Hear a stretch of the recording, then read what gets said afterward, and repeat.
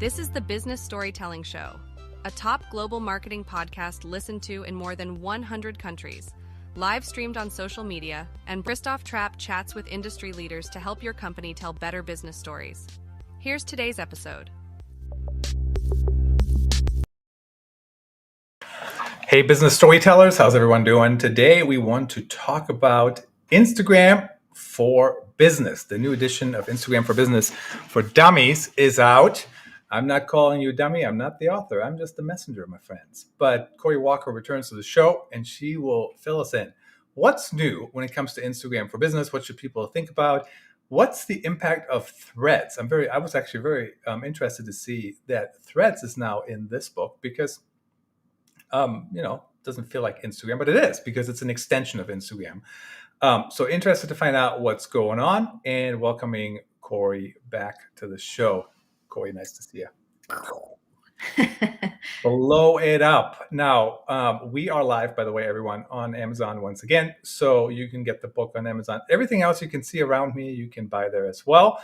And of course, if you're watching anywhere else or listening on the podcast channels, you can scan the code here to my right or left. I don't know how that even shows up. Corey, what's new with you? It's been a while. Catch us up. Yeah, so we have the new book out, Instagram for Business for Dummies. This is the third edition. So I've been kind of out on the book tour virtually talking to the masses about using Instagram for business. And what are some of the new things that are happening? I know I mentioned Threads, but how do you even keep up? What is the new thing that people should focus on? And what are the new things? What are the new things since the last edition when this book came out? Yeah, there's been all sorts of new things that have been happening with Reels. So lots of editing features that weren't in there before. I think Reels was fairly new the last edition, so there weren't nearly as many different things to do within Reels. So lots of new things. Just a lot more of the really good editing tools that people used to have to use, CapCut, some other apps. You can now do almost everything you need to do within Instagram, and they really like that. We also talk about Notes is a new feature. And so this started in the DMs where you could leave a note at the top of the screen. And now they have floated that also over to your own posts and then leaving notes on other people's posts, which I still think is a little weird, like leaving a note on someone else's post that shows up over their post. But that's new and that's in the book. Let's see, broadcast channels, that's all new. Some of the newer AI features. So there's lots of things that are brand new, and even as soon as we print the book, there's more new things.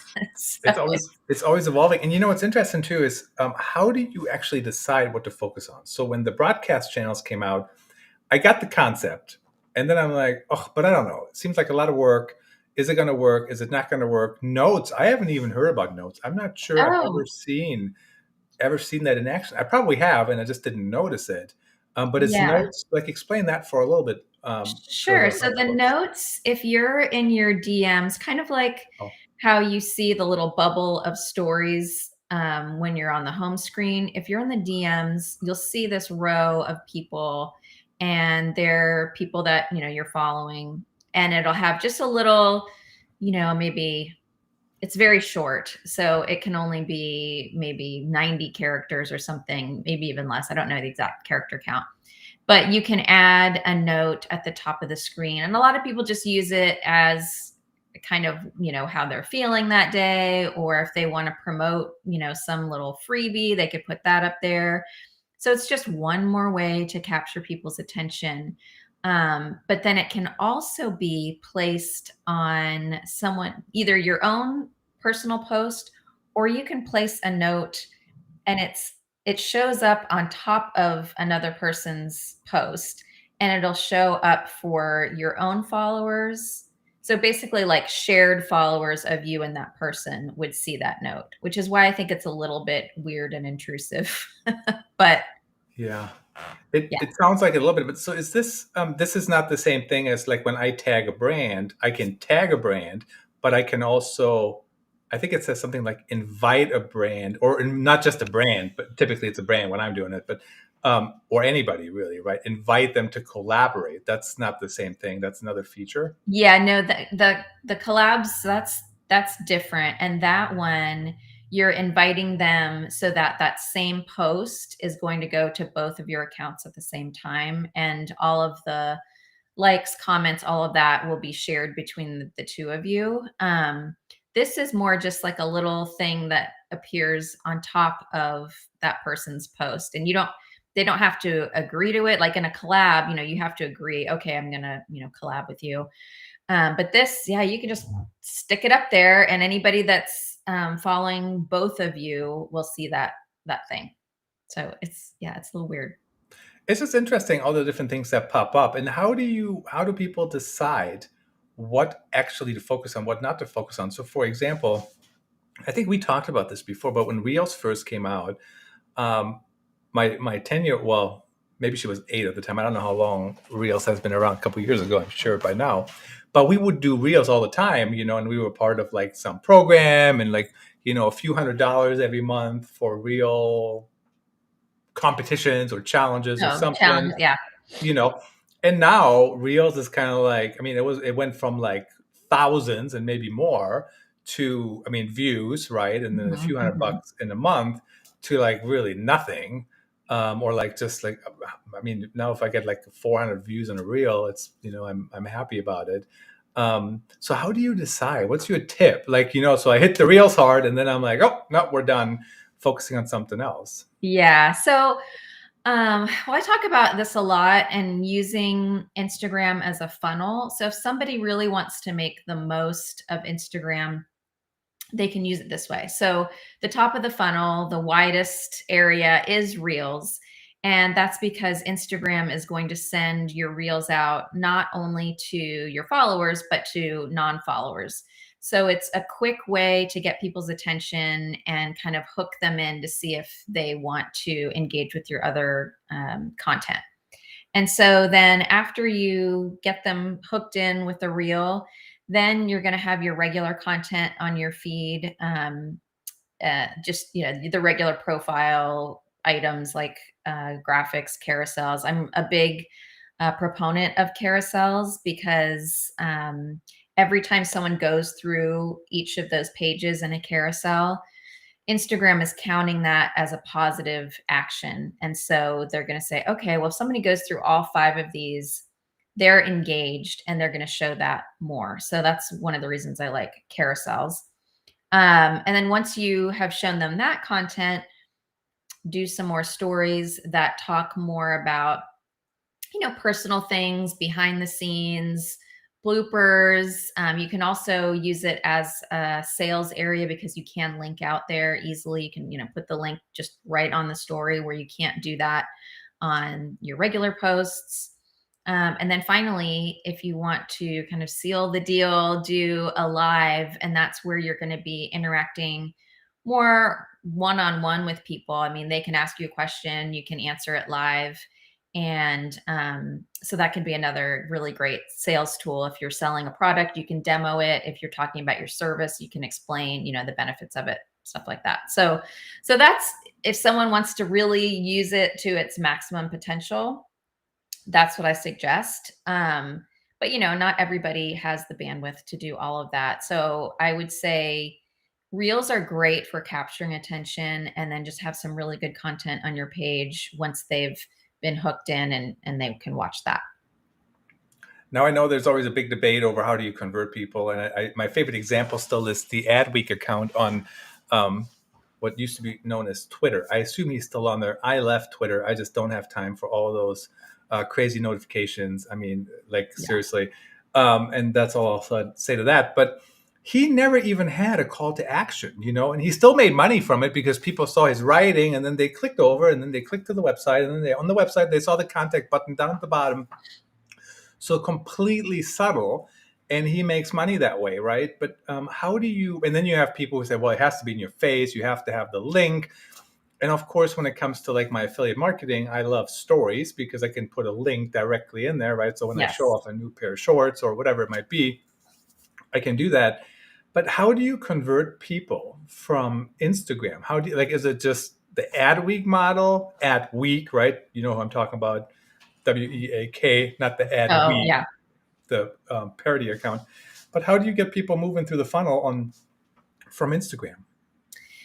So I've been liking using ManyChat, and I'm not sure if you've used that yet, but ManyChat, you'll probably see a lot of influencers saying, comment link to get the link. And so that you program it in ManyChat, and then it will send them the link via DMs, and it'll also send an automatic message back to them on the post that says, DMs or DM and your link is on the way. So that one's a great way to do it because believe it or not, people are still, even though it's so easy to click over to someone's profile, you have to go to their profile, then go to the link, then you're on the website. So just getting over that hurdle of having them go to your page can sometimes be a better conversion. And then, like you said, using stories where you can put that link directly in there is a really great sales tool to convert them as well. So those are kind of the best ways that I know of to do that. But if you integrate all of it, you're going to have a much more dynamic package and convert more. But I always try to work with my clients and get them where they are. And I know that not everybody can do all the things all the time. So I try to pick those things that they're most successful at and really dive into those. So, I'm always worried when from some accounts when you say things like comment or how would you handle this or what do you do, and then nobody comments, right? So Yeah. that can look, who knows how people take that, or maybe people don't even notice. I mean, there's many times. So there's like this newish strategy, I would say, where there's influencers, they post, a picture and they ask a question, and then they basically say, they have like an article almost in the caption, right? Much Right. longer. Right. And when I read those, I don't even pay attention to the comments. I mean, I could care less who's commenting or not. But I guess I see the numbers sometimes. Is that a concern, or how do people get around that? I mean, I guess it's your own ego, and whether you want to try it or not. I mean, obviously, there's going to be some times where you put things out there and say comment such and such, and you're going to get crickets. It's kind of part of the sales game, and if you're not willing to put yourself out there, then you just kind of have to try it and do it, and hopefully, if you do it enough, you'll start getting those comments in. But yeah, it's an ego thing. So if you're willing to take the risk of maybe no one's going to comment at all, then I still think it's worth trying, and I think it's a better conversion than telling them to go to the link in your bio, even though that link in your bio, saying that no one sees whether people do that or not, but but I think it's a better conversion. What I find super annoying when people do the link in the bio thing, anyways, is first of all, even if they have a link tree, I mean, it's like and some people will argue with me, oh my goodness, you can look for the right link. I could, and I Yeah. can also not spend my time doing that. I mean, Yes. the cognitive load sometimes is just too much, and who wants to spend the time on that? So I think the whole link in the I don't have the time to do it, and I know why people do it sometimes, but I think that's a really Yeah. good strategy to try. So when you mentioned the notes, I have seen that above in the DMs before. I haven't paid much attention to it. And Yeah. I don't think it's this super great feature. I mean, sometimes Instagram just throws stuff out there and we're like, did we need this? Not really. then I they don't kill think we it. need notes, but I have had one or two people like say they saw my note and go over, but yeah, I don't use it that much. If I have some kind of freebie lead magnet type thing, I might just toss it up there just as another place to promote it, but I don't have a big strategy around notes.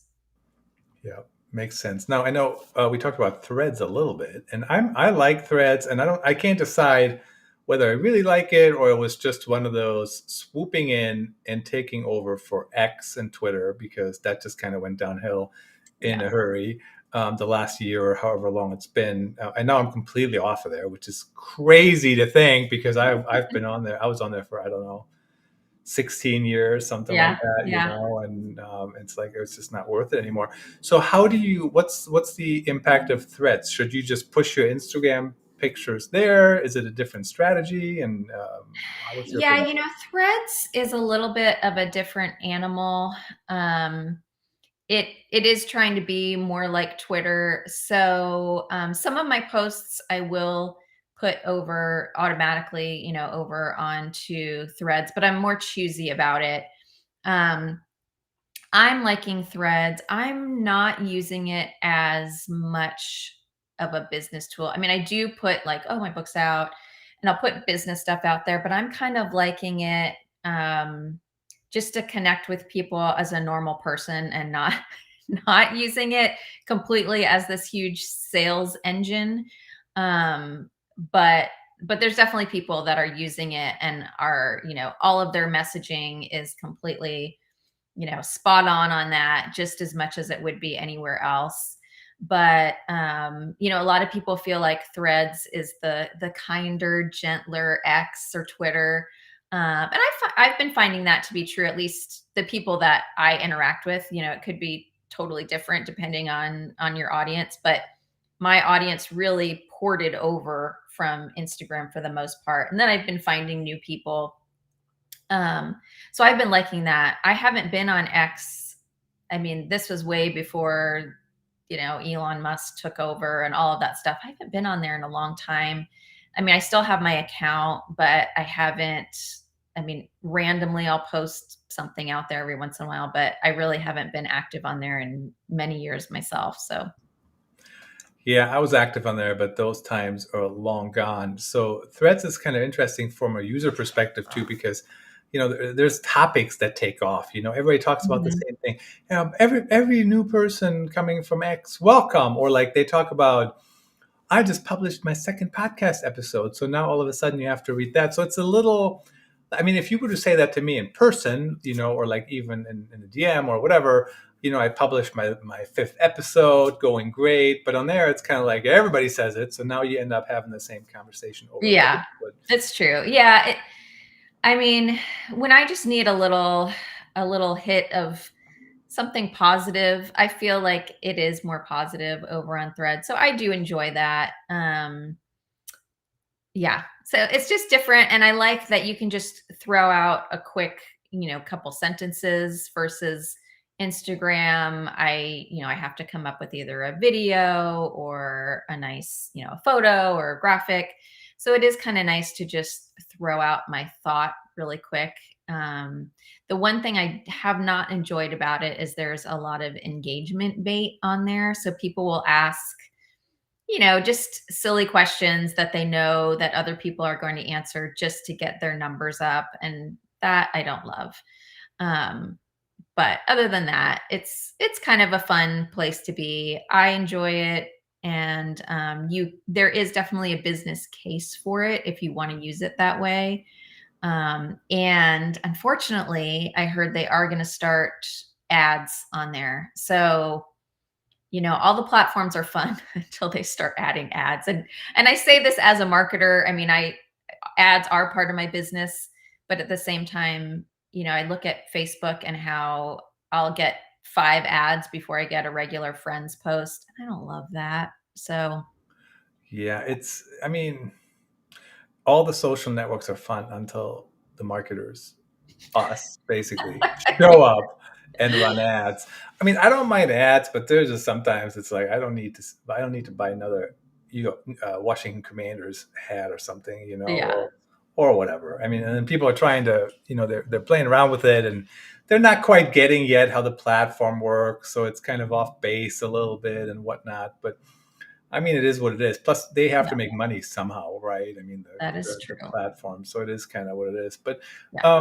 is what businesses should be on Instagram? Like, is it good for specific? I mean, you see like the coaches and like the trainers, and like who should be on there, and who's it best suited for?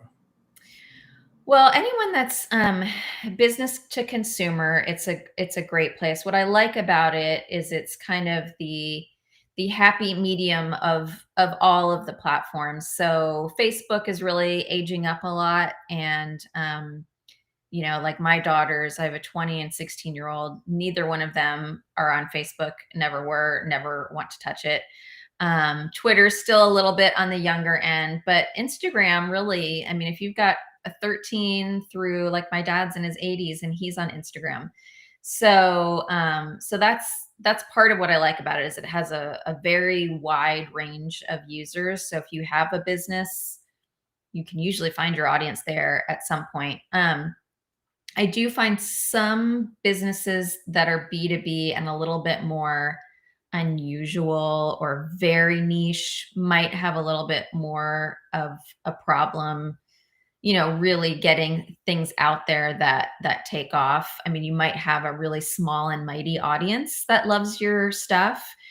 But I do find the business to consumer, or, a business like mine, where it is a service business offering to another service business, if you can really talk about the benefits of your service, how you can work with them, some of the highlights of what you do, then that can be a great way to use Instagram as well. So it hits a lot of different people and different types of businesses. The only one I've had some trouble with are some of the real kind of unique, or like if you're an aircraft carrier or something, really specific and odd, then Instagram might not be the best place for you.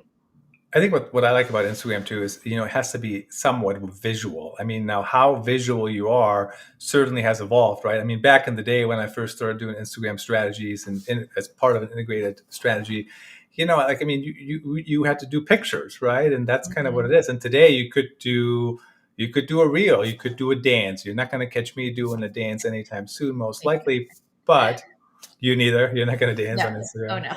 But you do all kinds of trends, right? You follow them and you put your own spin on them. So it's like there's so many options. But when it first started, there was really one option, and it was a picture. So if you couldn't right, and it's like, how many pictures of my office? And my office is not really that beautiful. So you know what's funny though about that? You say that. Mine, same here. But I do reels and TikToks for my setup all the time, with some trending music. And it's like this light over here, and this light over there, and this camera, and whatever.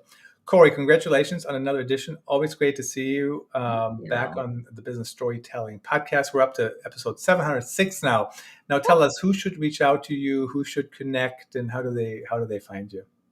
Yeah, I mean, I work a lot with service-based businesses. So restaurants, realtors, attorneys, all those different types. But for the book, you can go to Amazon, and we're there with you now. And if you're not on Amazon, you can just scan that QR code that's on the screen to find out more about what I do. My website is called themarketingspecialist.com. And then you can find me on Instagram at Corey C. Walker. Themarketingspecialist.com. Yes. Awesome website. Nice to see you. And we're out. Thanks for tuning in. Please rate and review the Business Storytelling Show on your favorite podcast platform.